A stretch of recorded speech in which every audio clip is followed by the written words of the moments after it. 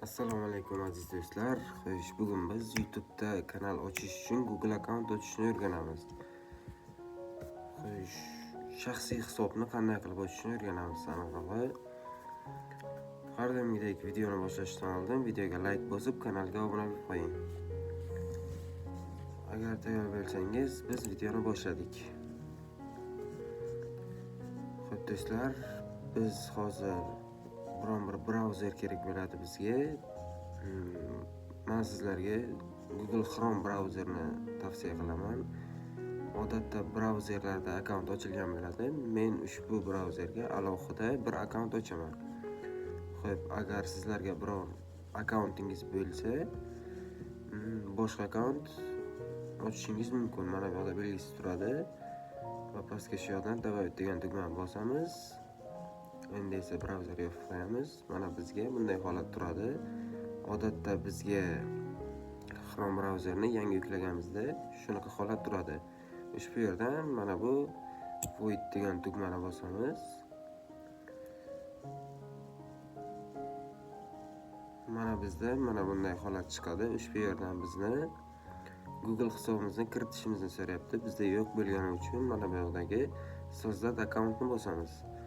Xo'p, bu yerda o'zimizni ismimizni kirgizamiz. Men shunchaki yozib qo'ydim.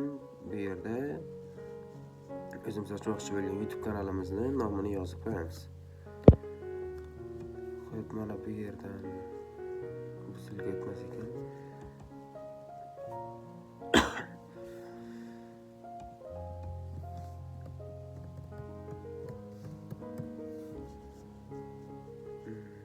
Raqam qo'shib ko'ramiz. Aynan mana shu bizni Gmail pochtamiz bo'ladi. Ushbu Gmail pochtani eslab qolishimiz kerak bo'ladi va mana bu yerga parolimizni kirgizishimiz kerak bo'ladi. Parolimizni eslab qolishimiz kerak bo'ladi. Men o'zim oldindan parol tayyorlab qo'ygan edim. Va "Dalay" tugmasini bosamiz.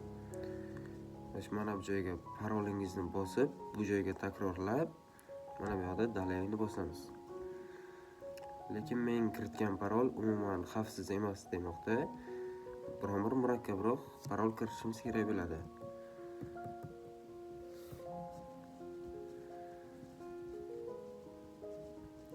Siz ham biror bir murakkabroq parol kirgizishingiz kerak bo'ladi. Ushbu yerda telefon raqamingizni kirgizishingiz kerak bo'ladi. Bu juda ham kerakli narsa. Agar kirgizmasangiz, YouTube joyimizdan ayrim joylari ishlamaslik qolishi mumkin.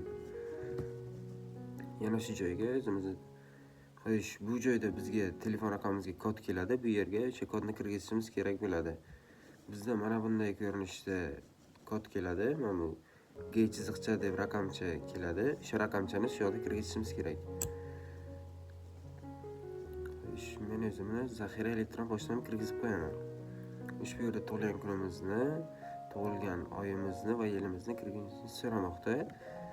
Va o'zimizning dalillarimizni mana shu yerga kirgizamiz. Va mana bu yerga o'z jinsimizni kirgizamiz.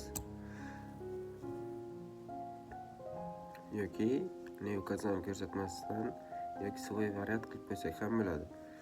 Xo'sh, bu yerdan yana "Dalay" tugmasini bosamiz. Xo'sh, bu yerdan yana bir zaxirani "Добавить" qilishimizni so'ramoqda.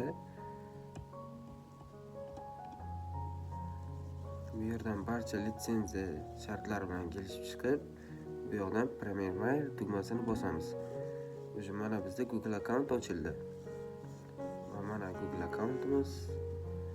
O'zimizni shu Google accountimizni biror bir joyga yozib saqlab qo'yishimiz kerak bo'ladi.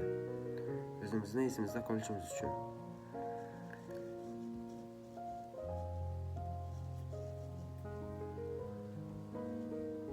Va bizning video roligimiz shu bilan tugadi.